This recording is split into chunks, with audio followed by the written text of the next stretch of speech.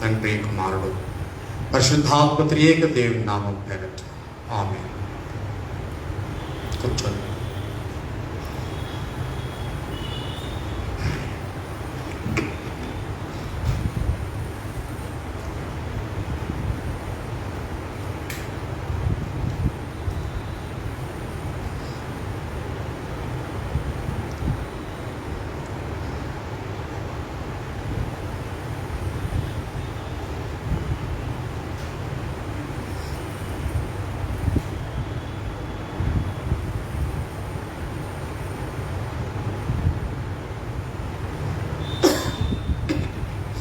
ప్రియ దేవుని బిడ్డలారా, యేసుక్రీస్తు శ్రేష్టమైన నామంలో మరొకసారి మీకందరికీ కూడా వందనాలు, శుభములు తెలియజేస్తున్నాను.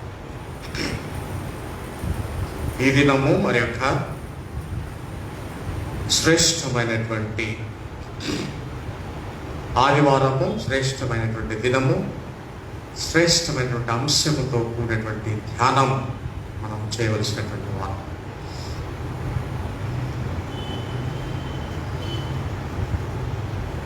మనకు ఈ ఆదివారము NCCI ఆదివారం, national council of churches in India అనేటువంటి ఆదివారము.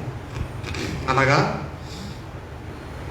భారతదేశంలోని కొన్ని సంఘాల యొక్క ఐక్యత ఉన్నది. దానిని NCCIగా పేర్కొనటం, పరిగణించటం, అది ఒక మహాసంస్థగా భారతదేశంలో వెలుగొందటం, దాని నుంచి ఒక అంశం మనకు వెలువడటం, ఆ అంశం ఈ దినం దేశంలో ఉన్నటువంటి ముఖ్య సంఘాలు, ప్రథమ సంఘాలన్నీ కూడా జరుపుకోవటం, ధ్యానం చేయటం మనకు జరుగుతూ ఉంది. The CSI, CNI, Marthoma, the churches embedded in the NCCI, ఈ సంఘాల్లో ఉన్నటువంటి వారందరూ కూడా ఈ అంశాన్ని అధ్యయనం చేయవలసినటువంటి సుదినం ఈ దినం. దీనికి ఐక్యత ఆదివారం అని పేర్కొనడం జరిగింది. ఐక్యత. ఈ NCCI ఆదివారమునకు మరియు ఐక్యత ఆదివారమునకు ఇవ్వబడినటువంటి అంశం ఏమనగా మట్టి పాత్రలలో ఐశ్వర్యము. మట్టి పాత్రలలో ఐశ్వర్యము. మట్టి పాత్ర. మట్టి అనేటువంటి మాట మనందరికీ కూడా ఇష్టమైన మాట నేను అనుకుంటున్నాను. మనం అందరం కూడా బంగారం వైపు పరుగులు తీసినా మట్టి అనే మాట మనకి ఇష్టమే. కొంతమందికి మట్టి వాసన ఇష్టం, కొంతమందికి మట్టి వస్తువులు ఇష్టం. ఆ మాటకు వస్తే మట్టి లేకుండా అసలు భూమి లేదు, మట్టి లేకుండా మనం లేము, మట్టి లేకుండా మన గృహాలు లేవు. మన గృహాలు నిర్మించుకునేది మనం మట్టితోనే, కాల్చిన మట్టితో. మట్టి పాత్ర. పాత్ర అనగా కాల్చినటువంటి మట్టి. ఏదేమైనా మట్టి, డర్ట్. ఆదికాండం 1వ అధ్యాయం 1వ వచనంలోనే దేవుడు మట్టితో ఈ సృష్టిని ప్రారంభించినట్టుగా చూశాం. మట్టి, సాయిల్. మానవుడిని కూడా మట్టితోనే ప్రారంభం చేశాడు. మట్. భూమి అనే మాట హెబ్రీ భాషలో యాడమ్. యాడమ్ అంటే మట్టి. మనము మట్టి. మట్టిలో నుంచి తీయబడినది మట్టిగా మార్చబడుతుందని కూడా మనము పరిశుద్ధ గ్రంథంలోనే చూస్తూ ఉన్నాం. మరి మట్టి పాత్రలలో ఐశ్వర్యం. బంగారపు పాత్రలో ఎందుకు లేదు ఐశ్వర్యం? బంగారపు పాత్రలలో ఎందుకు దాయకూడదు ఈ ఐశ్వర్యాన్ని? వెండి పాత్రలో ఎందుకు దాయకూడదు? మరి మన బ్యాంకర్స్ ఇనుప పెట్టెల్లో దాస్తారు ఐశ్వర్యాన్ని. మనము కూడా ఇనుప పెట్టెల్లోనే బీరువాసులో మనము దాస్తూ ఉంటాం. కానీ పాత నిబంధనలో ముఖ్యంగా రాజుల చివరి ఘట్టంలో ఈ రెండు నిబంధనల మధ్యకాలంలో, పాత నిబంధన క్రొత్త నిబంధన మధ్యకాలంలో ది ఇంటర్ టెస్టమెంటల్ పీరియడ్ అన్నారు. ఈ మధ్య కాలంలో మరియు క్రొత్త నిబంధన కాలంలో, తర్వాత క్రొత్త నిబంధన ముగింపు కాలంలో కూడా ఈ మట్టి పాత్రల వినియోగం ఎక్కువగా ఉండింది. మట్టి పాత్రల యొక్క విశిష్టత ఏమిటంటే, మట్టి పాత్రల్లో ఇక మట్టి అంటుకోవడానికి లేదండి. బంగారం పాత్రకి మట్టి అంటుతుందేమో కానీ మట్టి పాత్రకు మట్టి అంటదు. ఎందుకంటే అది మట్టి కాబట్టి, కాల్చివేయబడిన మట్టి కనుక ఆ మట్టికి ఉన్నటువంటి విశిష్టత కాల్చివేయబడినప్పుడు అది బలమైనటువంటి పాత్రగా మార్చబడి, దానికి ఒక విశిష్టత ఏర్పాటు చేయబడి, అది ఒక బలమైనటువంటి వస్తువుగా పరిగణించబడుతుంది. ఆ వస్తువులో ఐశ్వర్యము దాయడానికి ఆ వస్తువు వినియోగించబడుతుంది. ఇప్పుడు ఈ మట్టి అనేటువంటి మాటకు మనము వచ్చినప్పుడు, మనము మట్టి అని మనము చెప్పడానికి వెనుకాడవలసినటువంటి పని లేదు. ఇంగ్లీష్లో ది క్లే జార్ అన్నారు. The treasure in the clay jar. Clay అనేటువంటి మాట చాలా ట్రాన్స్లేషన్ నాకు నచ్చలేదు. క్లే అనే మాటకు మట్టికి చాలా వ్యత్యాసం ఉంది. కానీ మనకు తెలుగులో స్పష్టంగా మట్టి అని రాసు.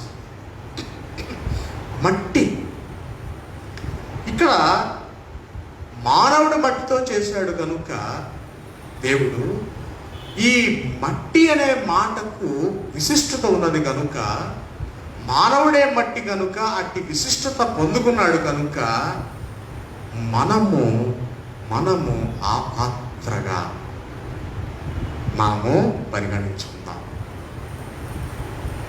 We are that clay jar. We are that jar of that mud. Clay అనే మాట నాకు ఇష్టం లేదు, అందుకే నేను మడ్ అని అంటున్నాను. దయచేసి సహకరించగలరు. కనుక ఈ యొక్క ప్రారంభంతో మనము ఈ ధ్యానంలోనికి మనము వెళ్తూ ఉంటాం. కనుక ప్రియ దేవుని బిడ్డలారా, మనము చదువుకున్నటువంటి మొదటి పాఠ్య భాగం మీకా గ్రంథం 6వ అధ్యాయంలో దేవునికి మన మీద ఒక బాధ దేవుడు పెట్టుకున్నాడు మనందరి మీద. బాధ అనే మాట ఇంగ్లీష్లో కేస్ అనొచ్చేమో. దేవునికి మన మీద కేసు ఉంది, మనకు కూడా దేవుని మీద కేసు ఉంది. ఏంటి ఆ కేసు? కేసు అనే మాటకు పర్యాయ పదం ఏంటంటే గొడవ, మనస్పర్ధలు, కాంట్రవర్సీ, కంటెంట్. ఈ మాటలు మనం గమనిస్తే ఇక్కడ చివరకు వచ్చేసరికి మీకా గ్రంథంలో దేవుడు తన యొక్క బాధను వెళ్ళగక్కి ఆ కేసును చూపిస్తూ చివరికి ఏమంటాడంటే 8వ వచనంలో, ఎవరైనా చదువుతారా? మనుష్యుడా. ఇక్కడ మనుష్యుడు అనే మాటకు హెబ్రీ భాషలో ఓ మట్టి అని ఉంటుంది. ఇంగ్లీష్లో ఓ మోర్టల్ అంటే నశించిపోయేవాడా అని. ఇప్పుడు చదవండి. మనుష్యుడా, ఏది ఉత్తమమో అది నీకు తెలియజేయబడి ఉన్నది. చూడండి, దేవుని యొక్క బాధ, గాడ్స్ కేస్ అగైన్స్ట్ మ్యాన్. ఏది ఉత్తమమో నీకు తెలియజేయబడి ఉన్నది, ఏది న్యాయమో నీకు తెలియజేయబడినది. అనగా న్యాయముగా నడుచుకునుటయు, కనికరమును ప్రేమించుటయు, దీన మనస్సును కలిగి నీ దేవుని ఎదుట ప్రవర్తించుటయు, ఇంతే కదా యెహోవా నిన్ను అడుగుచున్నాడు. కాబట్టి దేవుడు మన యొక్క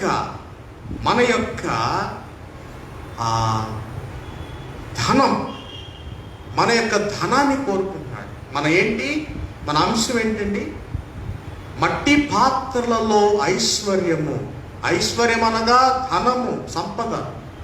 దేవుడు మన సంపద కోరుకుంటున్నాడు. మనము ఆ మట్టి పాత్ర అయినప్పుడు మనలో ఒక ఐశ్వర్యము దాగి ఉన్నది.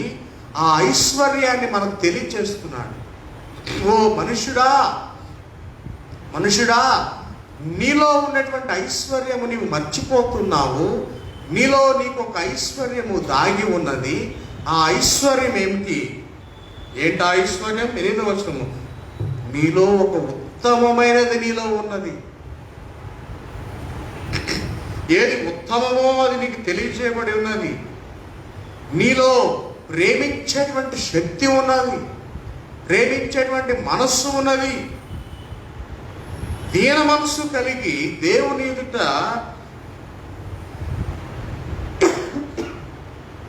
వినయముతో ప్రవర్తించేటువంటి మనస్సు నీకు ఇవ్వబడింది. అదే ఐశ్వర్యం. ఆ ఐశ్వర్యము మట్టి పాత్రలో దాచబడింది. ఎందుకు దాస్తారు? దాయాల్సిన పని ఏంటండి? ఎందుకు దాయాలి? దాచుకునే అవసరం ఏమొచ్చింది? ఎందుకు దాస్తామంటే దాని తర్వాత వాడుకోవడానికి. బ్యాంకులో ఎందుకు డబ్బులు దాస్తాం? తర్వాత వాడుకోవడానికి. ఐశ్వర్యం ఎందుకు దాస్తాం? తర్వాత వాడుకోవడానికి. ఇక్కడ దేవుడు ఏమన్నంటే, నీలో న్యాయం అనే ఐశ్వర్యం ఉంది, అది దాచిపెట్టబడింది. కానీ అది దాచబడిందని నువ్వు మర్చిపోయావు. కొంతమందికి డబ్బులు ఎక్కువైపోతే పాస్ పుస్తకం ఎక్కడుందో తెలియదు, బ్యాంక్ బ్యాలెన్స్ ఎంత ఉందో తెలియదు, ఏ బ్యాంకులో ఎంత డబ్బు ఉందో వాళ్ళకి ఏం గుర్తు? కానీ దేవుడు గుర్తు చేస్తున్నాడు నీకు. అయ్యా, అదిగో ఆ బ్యాంకు నీకు అంత డబ్బు ఉంది, ఏం తెచ్చుకో అంటున్నాడు దేవుడు. నీలో ఏముంది? న్యాయం ఉంది. నీ బ్యాంకులో న్యాయం ఉంది, తెచ్చుకోపో. నీ పాత్రలో ఐశ్వర్యం ఉంది. నీకు తెలుసు న్యాయం ఏంటో? తెలీదా? ఈ రోజుల్లో న్యాయం తెలియని వాళ్ళు ఎవరైనా ఉన్నారా? ఈ రోజుల్లో వినయ విధేయతలు తెలియని వాళ్ళు ఎవరైనా ఉన్నారా? ఈ రోజుల్లో వాదించడం రాని వాళ్ళు ఎవరైనా ఉన్నారా? మంచి పని పోరు. ఇక్కడ నీవు ప్రవర్తించేటువంటి జ్ఞానము నీకు గుర్తు చేయబడుతుంది. అదే ఐశ్వర్యం. నీ పాత్రలో నీకు ఐశ్వర్యము దాచబడి ఉన్నది. ఆ ఐశ్వర్యము నీకు జ్ఞాపకం చేయబడుతున్నది. ఆ ఐశ్వర్యము నీవు వెలికి తీయవలసినటువంటి అవసరత ఉన్నది, బయటకు తీయవలసినటువంటి అవసరం ఉన్నది. So God's case and controversy is our treasure. దేవుడు మన మీద చేసేటువంటి పోరాటమే, దేవుడు మనకిచ్చేటువంటి ఆ జ్ఞాపకమే, దేవుడు మన మీద చేసేటువంటి ఆ యుద్ధమే. ఆ యుద్ధం ఏంటి? వెళ్ళా జ్ఞానం తెచ్చుకో, వెళ్ళా న్యాయం తెచ్చుకో, వెళ్ళిపోయా విధేయత తెచ్చుకో. దేవుడు మన మీదకు సంధించేటువంటి ఈ విధానమే మన యొక్క ధనం. ఇదే మన ఐశ్వర్యం. ఇంకో మాట చెప్పాలంటే, పరిశుద్ధ గ్రంథంలోని విధి విధానాలే మన యొక్క ఐశ్వర్యం. ఇవన్నీ చదువుకున్నప్పుడు మన ఐశ్వర్యం మనం వెలికి తీస్తాం. ఇవన్నీ చదువుకున్నప్పుడు మన ఐశ్వర్యాన్ని మనం కొనసాగిస్తాం. అది ఇక్కడ దేవుడు మనకు జ్ఞాపకం చేస్తున్నాడు. ఓ మార్టల్, ఓ బలహీనుడా, ఒకనాటికి మరణించేటువంటి ఓ మనుష్యుడా, ఒకనాటికి లయమైపోయేటువంటి ఓ మానవుడా, మనుష్యుడా, అమర్త్యత కొరకు మర్త్యత సాధించవలసినటువంటి ఓ మానవుడా, ఓ మర్త్యుడా, నీవు దేవుని ఎదుట వినయ విధేయతలు కలిగి జీవించాలి. అదే నీకున్నటువంటి ఐశ్వర్యం, దేవుడు కోరుకునేటువంటి ఐశ్వర్యం. మీకా గ్రంథకర్తలో ఉన్నటువంటి ప్రత్యేకత ఏంటంటే, మీకా గ్రంథకర్త ముఖ్యంగా మనకి పాత నిబంధనలో 2 రకాలుగా ప్రవక్తలు విభజించబడ్డారు. పెద్ద ప్రవక్తలు, చిన్న ప్రవక్తలు. పెద్ద ప్రవక్తలు, చిన్న ప్రవక్తలు అంటే వాళ్ళ సైజును బట్టి కానీ వాళ్ళ డబ్బును బట్టి కానీ విభజించలేదు, కానీ వారు రచించినటువంటి పుస్తకాల సైజును బట్టి వాళ్ళు విభజించారు. చిన్న ప్రవక్తలు అంటే చిన్న పుస్తకాలు రాసిన వాళ్ళు అనమాట. పెద్ద ప్రవక్తలు అంటే పెద్ద పుస్తకాలు రాసిన వాళ్ళు. అంతేగాని ఇంక వేరే తారతమ్యం లేదు. ఈ చిన్న ప్రవక్తలు ముఖ్యంగా వారు చాలా బలమైనటువంటి యోధులండి. ఇటు ఆ చిన్న ప్రవక్తలు చాలా బలమైనటువంటి సందేశము ఆ దినాల్లో వారు సంధించారు. కనుక దేవుని యొక్క విధి విధానాలు మన జీవితాలకు ఐశ్వర్యములు. దేవుని యొక్క ఆ పోరాటం మన యొక్క ఐశ్వర్యం. దేవుని యొక్క పిలుపు మన యొక్క ఐశ్వర్యం. దేవుని యొక్క ఈ సృష్టి మన యొక్క ఐశ్వర్యమై ఉన్నది. ఎందుకంటే మనము మట్టి పాత్రలము. ఆ మట్టి పాత్రలో దాచి ఉంచబడినటువంటి ఈ ఐశ్వర్యాన్ని మనము ఒకనాడు కొనసాగించవలసినటువంటి వారం. ఒక రోజు వస్తుంది, ఆ రోజున నీవు దాచి ఉంచబడినటువంటి ఈ ఐశ్వర్యాన్ని వినియోగించవలసినటువంటి పరిస్థితి మనకు వస్తుంది.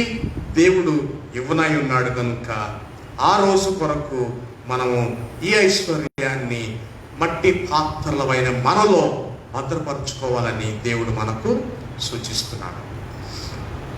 రెండవదిగా చదవబడినటువంటి 2వ భాగమైనటువంటి కొరింథీయుల పత్రిక 2వ పత్రిక 4వ అధ్యాయంలో మనం చూసాం. ఇక్కడ మొదటి 6 వచనాలు లేక 5 వచనాలు చీకటి గురించి మాట్లాడుతున్నారు. తర్వాత 6వ వచనం నుంచి వెలుగు గురించి మాట్లాడుతున్నాడు పౌలు భక్తుడు. ఈ మాటలు చెప్పక పూర్వం పౌలు యొక్క స్థితిగతులు ఒకసారి మనం చెప్పుకోవాలి. పౌలు గారిని స్వార్థ విషయమై ఆయన చంపివేశారండి. స్వార్థ విషయం, కేవలము స్వార్థ ప్రకటించిన కారణంగా ఆయన చంపేశారు. ఎందుకు స్వార్థ, ఎందుకు ఇది ఆటంకంగా తోచింది? అక్కడ ఈ ప్రజల కంటే వారు అప్పటి వరకు ఎన్నో విధాల బోధలు విని ఉన్నారు. ఇక్కడ గ్రీక్ ఫిలాసఫీ బాగా వంట పట్టించుకున్నారు. పౌలు భక్తుడి యొక్క వేదాంతం వారికి వినటానికి బాగానే ఉంది, కానీ ఆమోదించడానికి నచ్చలేదండి. దేవునికి వచ్చేటువంటి సంగతులు అద్భుతంగానే ఉన్నాయి, కానీ అక్కడ వారికి ఉన్నటువంటి వారి విశ్వాసానికి అది ఒక చంపపెట్టుగా తోచింది. వారు పౌలు గారి యొక్క ధోరణిని, పౌలు గారి యొక్క వేదాంతాన్ని వారు భరించలేకపోయారు. అందుకే పౌలు గారిని ఎప్పటికప్పుడు చంపేయాలని, వదిలించుకోవాలని ప్రయత్నం చేస్తూనే ఉన్నారు. ఒకసారి దమస్కు నగరంలో చంపాలనుకున్నారు. ఒకసారి ఇకోనియం అనేటువంటి ఊర్లో చంపాలనుకున్నారు పౌలు భక్తులు. ఒకసారి లిస్ట్రా అనే ఊర్లో చంపాలనుకున్నారు. మీకు ఈ రెఫరెన్సెస్ కావాలంటే నేను ఇస్తాను తర్వాత ఫిలిప్పా అనేటువంటి ఊర్లో చంపాలనుకున్నారు. తెస్సలోనికా అనేటువంటి ఊర్లో చంపాలనుకున్నారు. ఇన్ని ఊర్లలో ఆయన చంపాలనుకున్నారు. తర్వాత బిరియా అనే ఊర్లో చంపాలనుకున్నారు. తర్వాత కొరింత్ అనే ఊర్లో చంపాలనుకున్నారు. ఎఫెసస్ అనే ఊర్లో చంపాలనుకున్నారు. తర్వాత యెరూషలేంలో చంపాలనుకున్నారు. తర్వాత రోమా సైనికుల చేత చంపబడటానికి ప్రణాళిక రచించబడ్డారు. తర్వాత సిజేరియా అనే ఊర్లో చంపాలని ప్రణాళికలు చేయబడ్డాడు. తర్వాత రోమ్లో 2 సంవత్సరాలు జైలు శిక్ష అనుభవించాడు. తర్వాత మరో 2 సార్లు రోమ్లోనే జైలు శిక్ష అనుభవించాడు. తర్వాత ఎన్నోసార్లు, లెక్కలేనన్ని సార్లు ఆయన జైల్లో ఉన్నాడు. తర్వాత ఆయన ప్రయాణం చేసినటువంటి ఓడ మునిగిపోయింది, పగిలిపోయింది. సముద్రంలో గడిపాడు, చక్క మీద గడిపాడు సముద్రంలో రాత్రంతా కూడా. ఇవన్నీ మనకు తెలుసు. తర్వాత కొరింథీలో చంపబడ్డాడు. చివరికి రోమ్లో చంపబడ్డాడు. ఈ మధ్య కాలంలో ఆయన పడినటువంటి బాధలు, సిలువ కొరకు, క్రీస్తు కొరకు, సువార్త కొరకు ఆయన పడినటువంటి బాధలన్నీ కూడా ఆయన ఒక చోట ఆయన రాస్తూ ఉన్నాడు. ఆ రాయడమే ఈ 2 కొరింథీ 4వ అధ్యాయం. ఏమంటున్నాడు చూడండి, 7వ వచనం నుంచి, అయినను మా బలాధిక్యము మామూలమైనది కాక దేవునిదై ఉండునట్లు మంటి ఘటములలో ఈ ఐశ్వర్యము మాకు కలదు. ఎటు పోయినను శ్రమపడుచున్నాను, ఇరికింపబడు వారము కాము. అపాయములోనున్నను కేవలము ఉపాయము లేని వారము కాము. తరుమబడుచున్నను దిక్కులేని వారము కాము. పడద్రోయబడినను నశించు వారము కాము. యేసు యొక్క జీవం మా శరీరమందు ప్రత్యక్షపరచబడుటకై యేసు యొక్క మరణానుభవమును మా శరీరమందు ఎల్లప్పుడూ ఊహించుకొని పోవచ్చున్నాము. ఇది అంతా కూడా మట్టి పాత్రలమైనటువంటి మాలో దేవుడు అనుగ్రహించినటువంటి ఒక శక్తి. మట్టి పాత్రలలో మీరు ఆ మధ్య మీరు వినే ఉంటారు, 1947లో డెడ్ సీ స్క్రోల్స్ అని ఆ మధ్య కొన్ని చుట్టలు, బైబిల్ గ్రంథం యొక్క చుట్టలు దొరికాయి. డెడ్ సీ స్క్రోల్స్ అని. ఆ స్క్రోల్స్లో పరిశుద్ధ గ్రంథంలో ఉన్నటువంటి పాత నిబంధన గ్రంథాలన్నీ దొరికాయండి. ఎస్తేరు గ్రంథం తప్ప. ఎస్తేరు గ్రంథం ఆఫ్కోర్స్ తర్వాత దొరికింది అనుకోండి. అప్పుడు మాత్రం ఎస్తేరు గ్రంథం తప్ప అన్ని గ్రంథాలు దొరికాయి. డెడ్ సీ వైపు నుంచి కొంతమంది బెడూయిన్స్, కొంతమంది ట్రావెలర్స్ నడుచుకొని వెళ్తూ ఉంటే, ప్రయాణం చేస్తూ ఉంటే విశ్రాంతి తీసుకోవడానికి ఆ డెడ్ సీ దగ్గర ఉన్నటువంటి కొన్ని కుమ్రాన్ సొసైటీ వారు కొన్ని కేవ్స్లో జీవించి వారు భద్రపరుచుకున్నటువంటి ఈ యొక్క జార్స్ ఏవైతే ఉన్నావో అవి వాళ్ళ కేవ్స్లో ఉంటే అవి వీరు పరిశోధనలో కనుగొన్నారు. అవి ఎక్కడ ఏ విధంగా ఉన్నాయంటే జార్స్ లోపల భద్రపరచబడ్డాయి, మట్టి పాత్రలలో భద్రపరచబడ్డాయి. అవి పరిశుద్ధ గ్రంథాలు. అనగా మట్టి పాత్రలలో ఆనాడు ఐశ్వర్యము దొరికింది. ఆ ఐశ్వర్యము 1947వ సంవత్సరంలో దొరికింది. మరి అప్పటి వరకు బైబిల్ లేదా అంటే ఉందండి. అంతకుముందు బైబిల్ లేదా అంటే ఉంది. ఎవరు చేశారు బైబిల్ అంటే క్రీస్తుకు పూర్వమే 250 సంవత్సరాల క్రితం ఓల్డ్ టెస్టిమెంట్ని గ్రీక్లో రాశారు. హీబ్రూలో కాదు, గ్రీక్లో రాశారు. ఆ తరువాత 17th సెంచరీ ADలో జర్మన్స్ దాన్ని హీబ్రూలో రాశారు. Greek Bible, Greek Old Testament హీబ్రూలో జర్మన్స్ రాశారు. ఇప్పుడు 1947లో దొరికినటువంటి ఈ డెడ్ సీ స్క్రోల్స్ దొరకగానే ఒరిజినల్ గ్రంథం దొరికింది, ఇక ఇప్పుడు జర్మన్స్ రాసింది ఫెయిల్ అయిపోతుందని వీళ్ళందరూ చప్పట్లు కొట్టుకున్నారు. కొంతమంది తీసుకొచ్చి డెడ్ సీ స్క్రోల్స్ని తీసుకొచ్చి ఈ జర్మన్స్ రాసినట్టు బైబిల్ దగ్గర పెడితే రెండు ఒకటే. దీన్ని తీసుకొచ్చి మళ్ళీ క్రీస్తుకు పూర్వం ఉన్న 250 సంవత్సరాల క్రితం రాసినటువంటి గ్రీక్ ఓల్డ్ టెస్టమెంట్తో పోల్చి చూశారు. అది ఇది అన్నీ ఒకటైపోయింది. మట్టి పాత్రలో దాచబడినటువంటి ఆ ఐశ్వర్యం అంతా కూడా దేవుని ఐశ్వర్యం కావడం చేత అదంతా కూడా బంగారం అయిపోయింది. అసలు ఈ జార్స్ ఎందుకు వాడతారంటే బంగారం దాచుకోవడానికి వాడతారు, వెండి కాయిన్స్ వాడతారండి, బంగారం కాయిన్స్ వాడటానికి వాడతారు.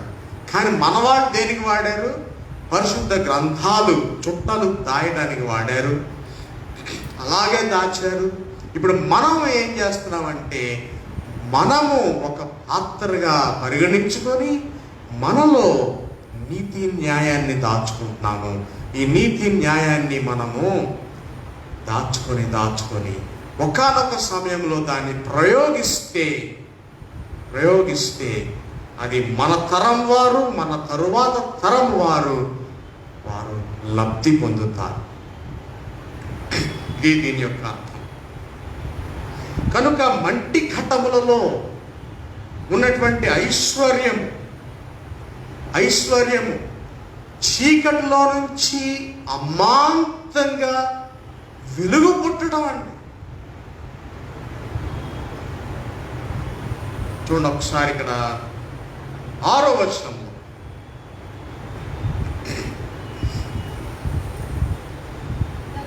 అంధకారములో నుండి ఎలా సాధ్యమండి?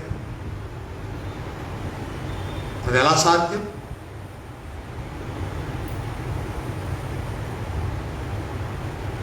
అంధకారంలో కట్టిక చీకట్లో నుంచి వెలుగు ప్రకాశించును కాకని పలికిన దేవుడే తన మహిమను గూర్చిన జ్ఞానమును యేసుక్రీస్తునందు వెల్లడిపరచుటకు మా హృదయములలో ప్రకాశించు.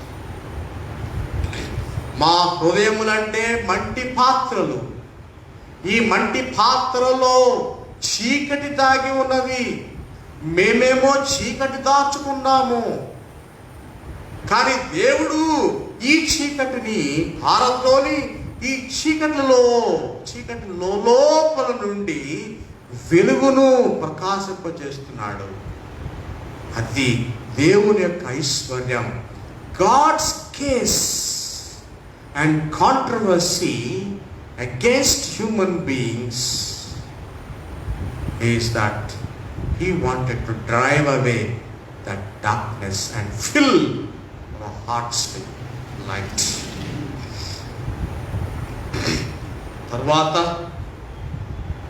మనము ఈ 11వ వచనం మనం గమనించాలి. ఇక్కడ యేసుక్రీస్తు యొక్క మరణము ఈ యొక్క మర్త్యులైనటువంటి వారికి ఒక ఐశ్వర్యం. రెండవది ఏంటంటే యేసు మరణము మర్త్యులైన వారికి, అంటే మర్త్యులైన వారికి ఒక ఐశ్వర్యం. ఏ విధంగా? 10వ వచనంలో ఉంది. అది ఏ విధంగా? చదవండి 10వ వచనం. యేసు యొక్క జీవము, బాగా వినాలి మీరు, యేసు యొక్క జీవము మా శరీరమందు ప్రత్యక్షపరచబడుటకై యేసు యొక్క మరణానుభవమును మా శరీరమును ఎల్లప్పుడూ వహించుకొని పోవచ్చున్నాం. అర్థమైందా ఏమ్మా? ఆ మాట అర్థమైందా? మళ్ళీ చదవండి. యేసు యొక్క జీవము మా శరీరమందు ప్రత్యక్షపరచబడుటకై యేసు యొక్క మరణానుభవమును మా శరీరమును ఎల్లప్పుడూ వహించుకొని పోవచ్చున్నాము. ఇంగ్లీష్లో అర్థమవుద్దాం, చూద్దాం. కొన్ని తెలుగులో అర్థం కావదా? Always carrying in the body the death of Jesus. అర్థమైందా? Always carrying in the body the death of Jesus. అంటే మనలో ఏం మోస్తున్నాం? మనం యేసు మరణాన్ని మోస్తున్నామంట మనం. తర్వాత ఎందుకు అంటున్నాడు? So that the life of Jesus may be also visible in our body. Yesu మరణాన్ని మనం మోస్తున్నాం. We are carrying. ఎందుకు మోస్తున్నామంటే ఆయన యొక్క జీవాన్ని మనము బహిర్గతం చేయడానికి, మన జీవాన్ని పొందుకోవడానికి.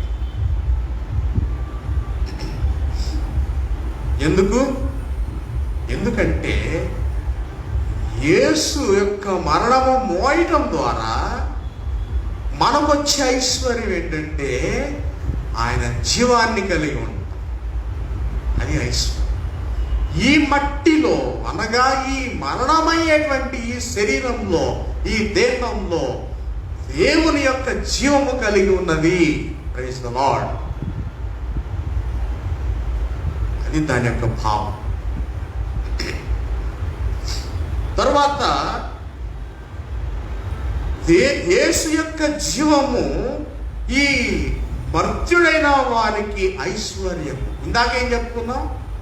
యేసు యొక్క మరణము మర్త్యులైన వారికి జీవం అని చెప్పుకున్నాం. యేసు యొక్క మరణము, ఇప్పుడేమో యేసు యొక్క జీవము మర్త్యులైన వారికి ఐశ్వర్యం. అది 11వ వచనం చూడండి, చదవండి.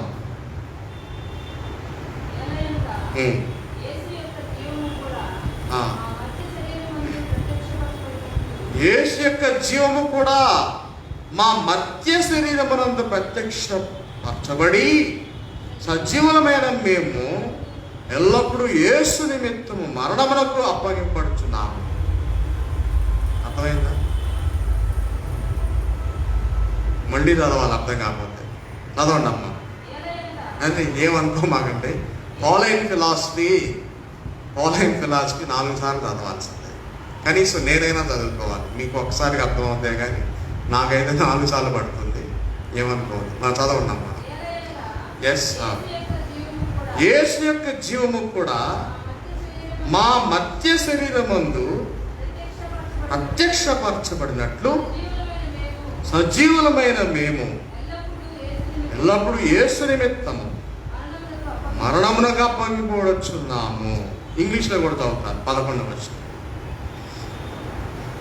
For while we live, we are always being given up to death for Jesus' sake, so that the life of Jesus may be made visible in our mortal flesh. ఇందాక దాన్ని కొద్దిగా వివరించి వర్ణించి రాస్తున్నాను. ఈ యొక్క యేసు జీవితము ఆ మర్త్యులైనటువంటి మనకు, ముగించబడేటువంటి ఈ శరీరమునకు యేసు జీవితము మన జీవితాలను కొనసాగింపజేస్తుంది అనేటువంటి అర్థం ఇస్తున్నాడు. అది మన జీవితాలకు ఐశ్వర్యము అని అంటూ చివరిగా ఏమన్నాడు చూడండి 12వ వచనంలో. ఈ మాట చాలా బాగా, ఇది క్లైమాక్స్కి వచ్చేసాడు. 12వ వచనం. కావున మాలో మరణమును, అదేంటి మాలో మరణము మీలో జీవం అంటే? అదే పాలైన ఫిలాసఫీ. తప్పండి. మాలో మరణమును మీలో జీవమును కార్యసాధకమగుచున్నవి. చాలు. ఇక్కడికి వచ్చే ముందు నేను ఈ మాటను చాలా కామెంటరీస్ చూశానండి. అర్థం కావాలండి నాకు ఈ మాట. మాలో జీవం, మాలో మరణమును మీలో జీవమును. నేనైతే చచ్చిపోతాను, మీరైతే బ్రతుకుతారు. ఎందుకంటున్నాడు ఆ మాట? ఎందుకంటున్నాడంటే ఇందా చెప్పుకున్నాం కదా, ఎన్ని పట్టణాల్లో ఆయన చంపాలనుకున్నారు. ఎంత స్కెచ్ గీశారండి ఆయన చంపాలని. అందుకే నేనైతే చనిపోవడానికి ఇష్టమే. కారణం మీ నిమిత్తం. నేను మరణించాలి మీ నిమిత్తం. మీరు బ్రతకడానికి నేను చనిపోవాలి. ఈ ఫిలాసఫీ ఎవరిదో తెలిసిన? మన ప్రభు అయిన యేసుక్రీస్తు. యేసుక్రీస్తు సిలువలో చేసింది అదే చేశాడు. ఆయన 7 మాటలు పలికినప్పుడు ప్రతి మాటలో ఈ యొక్క త్యాగం దాగి ఉండింది. ఏ మాట అయినా తీసుకోండి, ఆయన ఈ లోకానికి వచ్చినటువంటి విధానం, ఆయన ఈ లోకానికి వచ్చినటువంటి వైనం, ఆయన ఈ లోకంలో చేసినటువంటి ప్రతి క్రియా కార్యం మనల్ని జీవింపజేయడానికి, ఆయన మరణించడానికి. అనగా యేసు మరణము మనకు జీవము, యేసు మరణము మనకు ఐశ్వర్యము. యేసు మరణము ఈ మట్టి పాత్రకు ఐశ్వర్యము. యేసు మరణము లోకానికి ఆశీర్వాదము. యేసు మరణము లోకానికి జీవము. పౌలు కూడా యేసును పోలి నడుచుకోవాలని ప్రయత్నం చేస్తున్నాడు కనుక ఆయన ఇదే మాట మాట్లాడుతున్నాడు. నేనైతే మరణిస్తాను, కానీ మీరు జీవించాలి. ఇంగ్లీష్లో చాలా పవర్ఫుల్గా ఉందండి. So death is at work in us. మరణం తన పని తాను చేసుకుంటుంది మనలో. జీవం తన పని తాను నీలో చేసుకుంటుంది.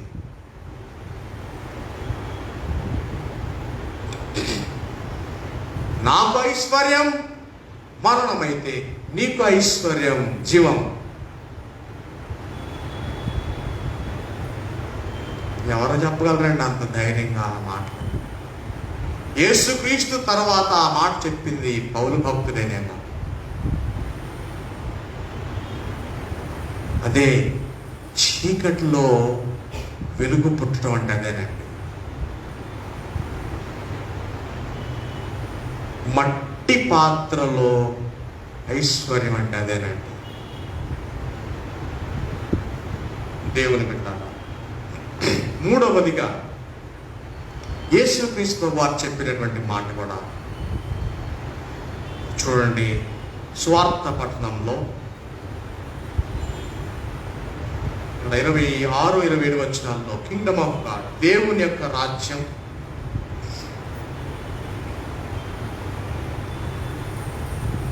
భూమిలో విత్తనము చల్లి రాత్రింబగళ్ళు నిద్రపోవచ్చు. రాత్రింబగళ్ళు అంట. ఈ రైతు ఏం చేస్తాడంటండి, భూమిలో ఒక విత్తనం పారేసి చక్కగా ఇంటికి వెళ్ళి రాత్రింబగళ్ళు నిద్రపోతాడు. అంటే దాని అర్థం ఏంటంటే రాత్రింబగళ్ళు దాని మీదే మందు వేయడండి. మందు వేస్తాడు, రాత్రింబగళ్ళు వేయడు మందు. కానీ నిద్ర అయితే రాత్రింబగళ్ళు పోతాడు. బైబిల్లో ఉందా లేదా? రాత్రింబగళ్ళు నిద్రపోయి మేల్కొనొచ్చు. ఆయన ఇష్టం వచ్చినప్పుడు మేల్కొంటాడు. వారికి తెలియని రీతిగా ఈ మాటను బాగా ఆకట్టుకుంది. తెలియని రీతిగా అంటే మిస్టీరియస్లీ, తెలియని రీతిగా. తెలియని రీతిగా ఏం జరిగింది? ఆ విత్తనము మొలిచింది. తరువాత దాని వెనుక వెన్నును, ఆ వెన్నులో ముదురు గింజలను తనంతట తానే పుట్టించింది. ఈ సంగతి రైతుకు తెలియటం లేదు. He does not know. తెలుగులో ఏమనుంది? వానికి తెలియని రీతిగా, మట్టి పాత్రలుగా ఉన్నటువంటి మనకు తెలియని రీతిగా నేను ఒక ప్రశ్న అడుగుతాను. ఈ భూలోకంలో మనకు తెలియనివి ఏమైనా ఉన్నవా? ఎన్నో ఉన్నాయండి. మొన్న ఎవరో అన్నారండి, మనం కంటితో చూడలేని రంగులు కొన్ని వేల రంగులు ఉన్నాయంట. మన కన్ను సపోర్ట్ చేయనటువంటి రంగులు, మన కంటికి కంపాటబిలిటీ లేనటువంటి రంగులు కొన్ని వేల రంగులు ఉన్నాయంట. మన చెవి వినలేనటువంటి శబ్దాలు కొన్ని వేల ఉన్నాయి.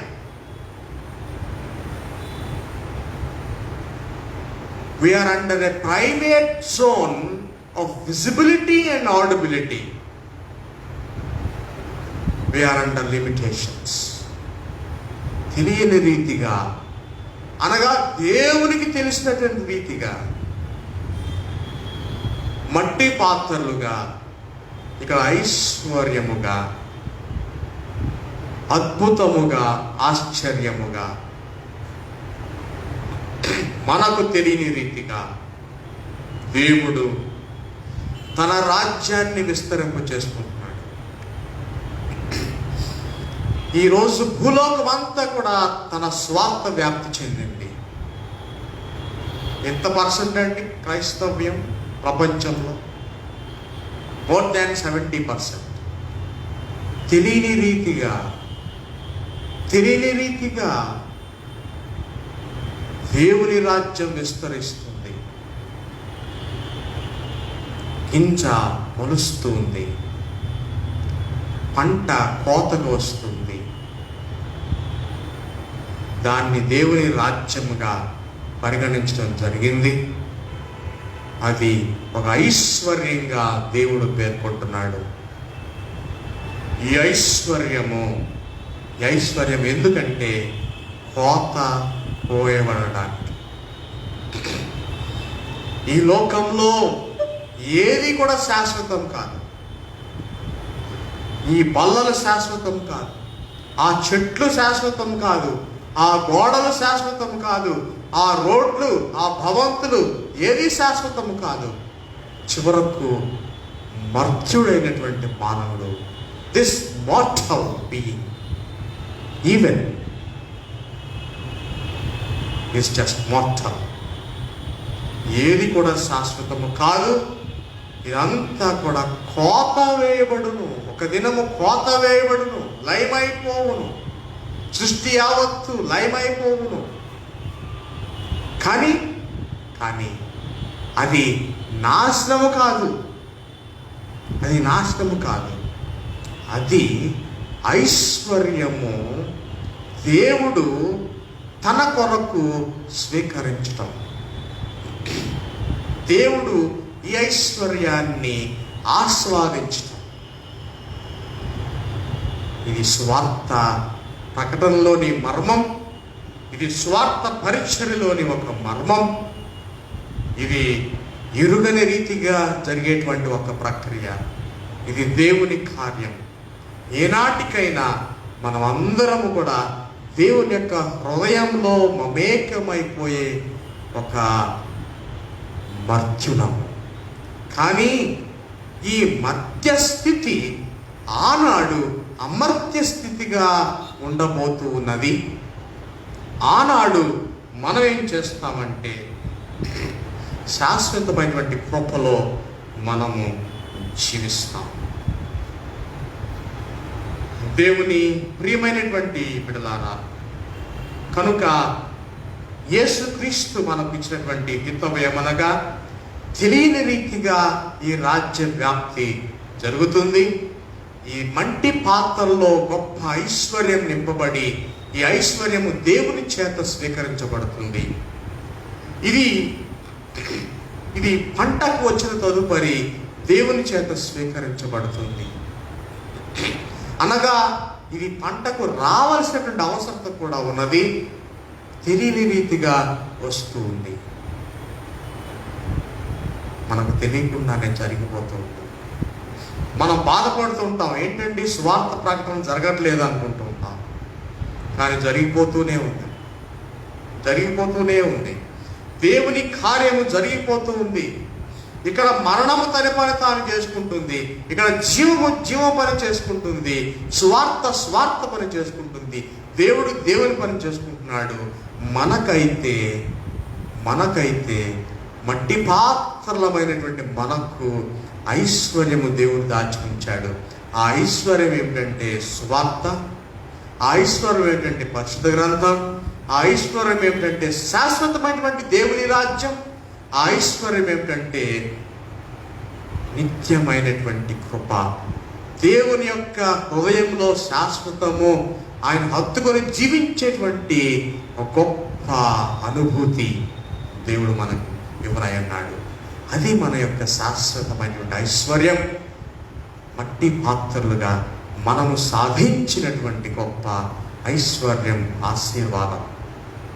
కనుక ఈ ఆశీర్వాదం మనకు ఉన్నదని మనము గ్రహించి జ్ఞాపకం చేసుకొని దేవుడు మనకు అనునిత్యం ఇస్తున్నటువంటి ఆ యొక్క జ్ఞాపకాలలో, ఆ రిమైండర్స్, ఆ జ్ఞాపకాలు, ఆ హింట్స్, ఆ వార్నింగ్స్, హెచ్చరికలు అవన్నీ కూడా మనము పరిశుద్ధ గ్రంథంలో నుండి మనము వెలికి తీసి ఆస్వాదించి మనము హత్తుకొని తీసుకొని మన ముందుకు సాగిపోతూ దేవుని కృపలో నిత్యము సాగిపోవాలని, ఈ రీతిగా మట్టి పాత్రలుగా ఉన్నటువంటి మనకు దేవుడు గొప్ప పాత్రలుగా చేస్తూ మనల్ని ఐశ్వర్యవంతులుగా చేస్తున్నాడని, శాశ్వతమైనటువంటి కృపలో నడిపిస్తున్నాడని మనం గ్రహించుకొని ముందుకు సాగిపోదాం. దేవుడు ఆ రీతిగా ఉండడానికి, ఆ రీతిగా గొప్ప ఐశ్వర్యాన్ని మనకు ప్రసాదించడానికి దేవుడు సిద్ధంగా ఉన్నాడు. కనుక మనము ఆయన వెంబడించి మట్టి పాత్రలుగా ఉన్న మనము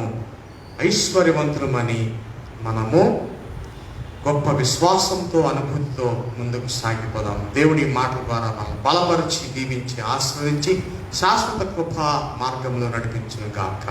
ఆమేన్.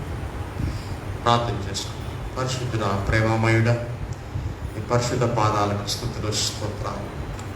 గడిచిన కాలమంతా కూడా మీరు ఇచ్చినటువంటి సమృద్ధిని బట్టి స్తుతులు, స్తోత్రాలు.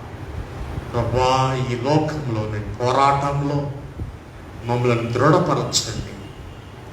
మట్టి పాత్రలుగా ఉన్నామనేటువంటి చీకు చింతలు, ఇరుకు ఇబ్బందిలో మేము చేసేటువంటి పోరాటంలో, మా బానిస బ్రతుకుల్లో మీకు గొప్ప ఐశ్వర్యం మాకు ఇచ్చారని, మేము తెలియని రీతిగా మేము అభివృద్ధి పొందుతామని మీరు ఇచ్చినటువంటి అభయమును బట్టి ముందుకు సాగిపోయేటువంటి కృప మాకందరికీ అనుగ్రహించి మమ్మల్ని బలపరిచి దీవించమని, మీ ఐశ్వర్యంతో నింపి నడిపించమని యేసు పరిశుద్ధ నామంలో ప్రార్థిస్తున్నాం తండ్రి.